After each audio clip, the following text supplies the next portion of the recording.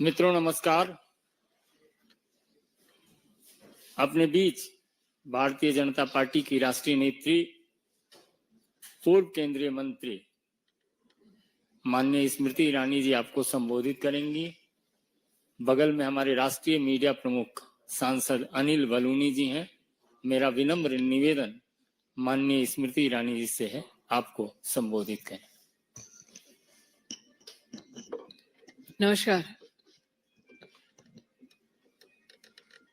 सत्ता का लालच कांग्रेस और एनसी को एक गठबंधन में राष्ट्र के सम्मुख प्रस्तुत करता है। आज नेशनल कॉन्फ्रेंस के साथ कांग्रेस के गठबंधन के चलते भारत के गृह मंत्री जी ने और भाजपा के कार्यकर्ताओं ने कुछ सवाल कांग्रेस पार्टी से किए हैं। नेशनल कॉन्फ्रेंस की ये घोषणा है कि वो जम्मू कश्मीर से धारा 370 दोबारा वापस लाकर अशांति का माहौल न सिर्फ जम्मू कश्मीर में बल्कि राष्ट्र भर में लाने का दुस्साहस करेंगे।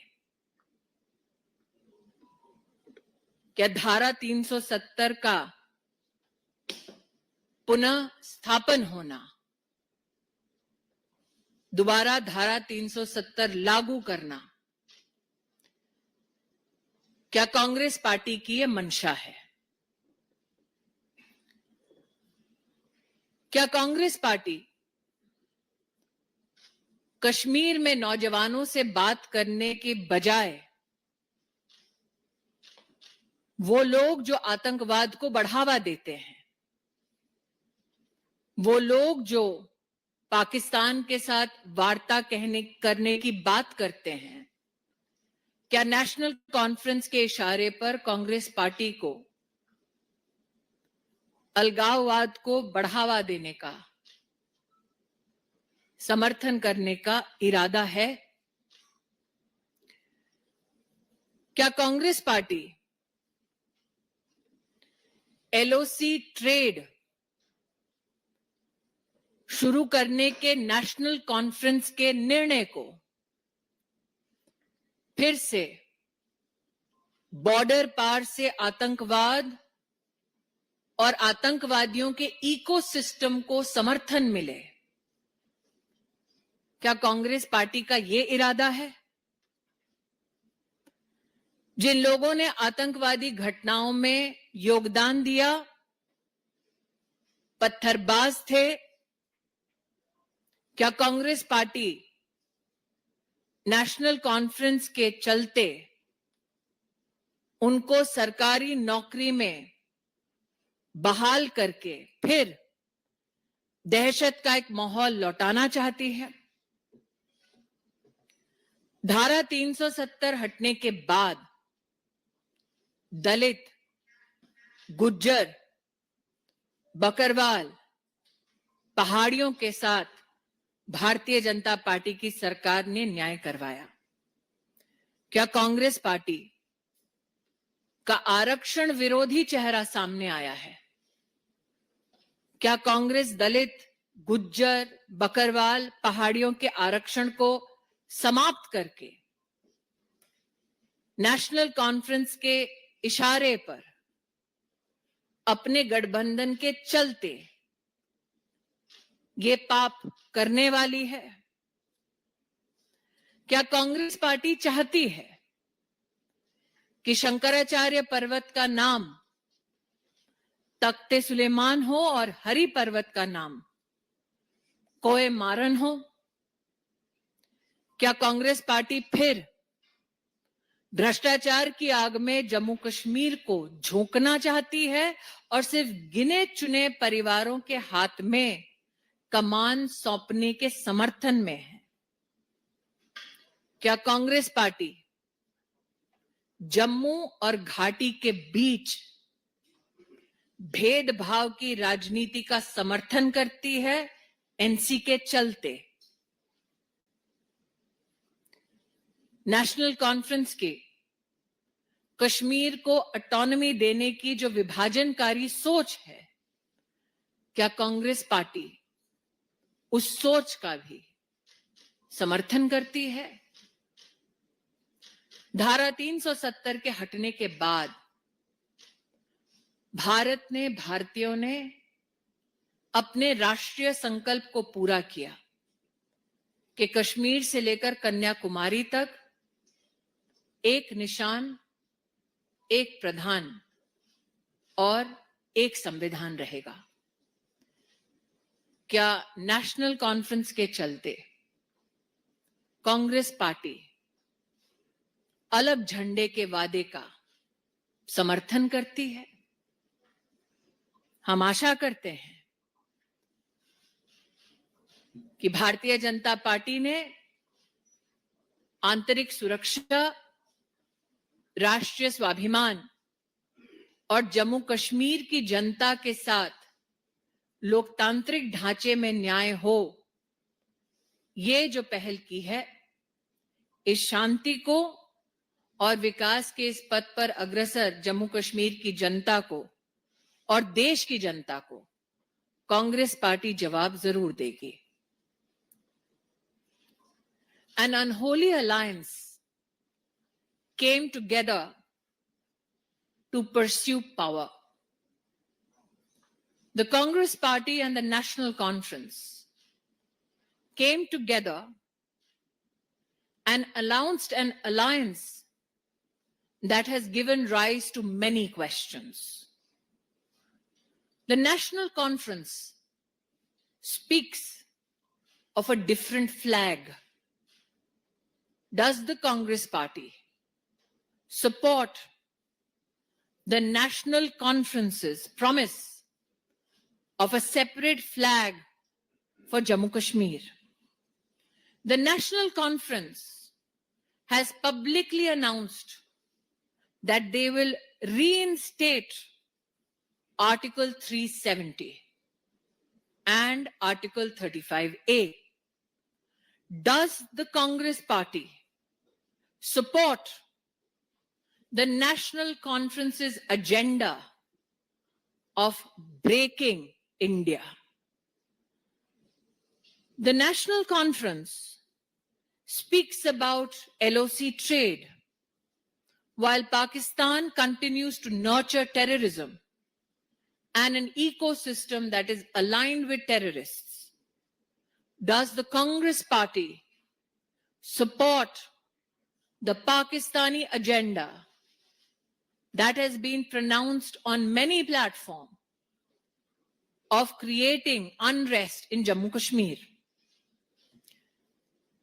Does the Congress Party support reinstatement of those whose relatives are involved in terror activity and stone pelting in government jobs?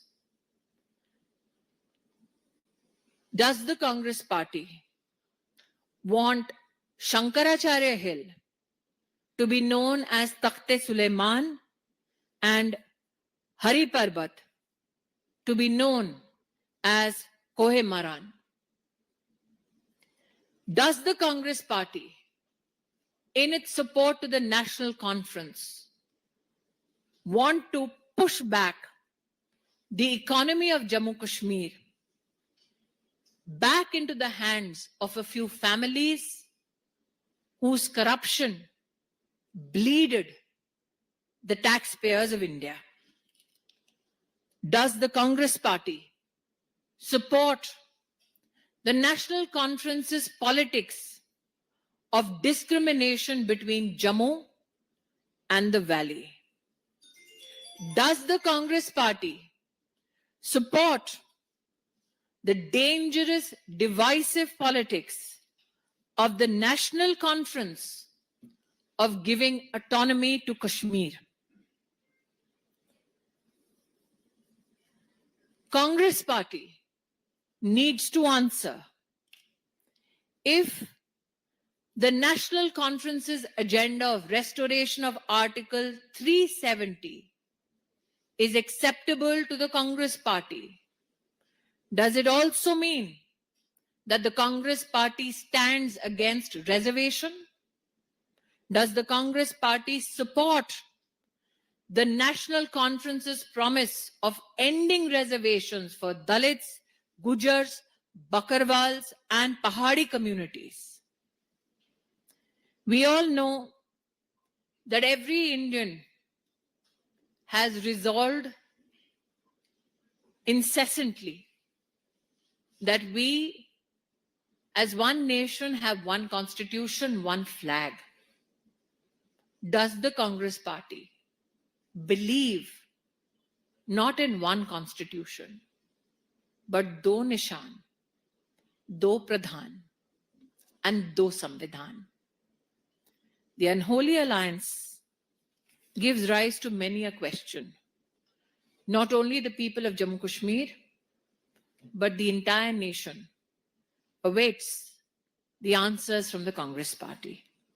I'll now leave the floor open for questions. कोई प्रश्न हो तो सादर आमंत्रित है। आनंद पांडे। इस विषय पे किसी का कोई प्रश्न हो, फिर दूसरे विषयों पर मैं बोल लूंगी।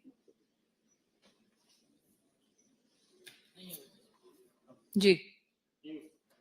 मैम, ये सवाल जो है कांग्रेस की तरफ से और कई और लोगों की तरफ से पूछा जा रहा है कि बीजेपी और पीडीपी का भी अलायंस हुआ था। इसको अनहोली अलायंस वो लोग पहले से कहते हैं, पर अभी कांग्रेस और नेशनल कॉन्फ्रेंस का भी हो रहा है। आप इस आरोप को भी चलते भारतीय जनता पार्टी धारा 370 हटाएगी, ये वर्षों वर्ष तक हमारे संकल्प पत्र का हिस्सा रहा है।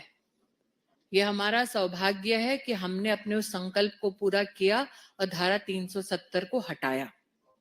धारा 370 पर हमने कभी कॉम्प्रोमाइज नहीं किया। हमने कहा था हमारी सरकार आने पर हटाया जाएगा और हमने अपने वादे को पूरा किया। और कोई प्रश्न? आनंद पांडे।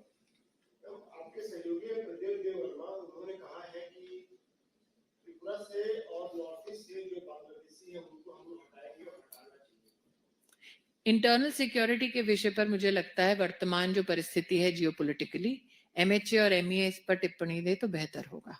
जी।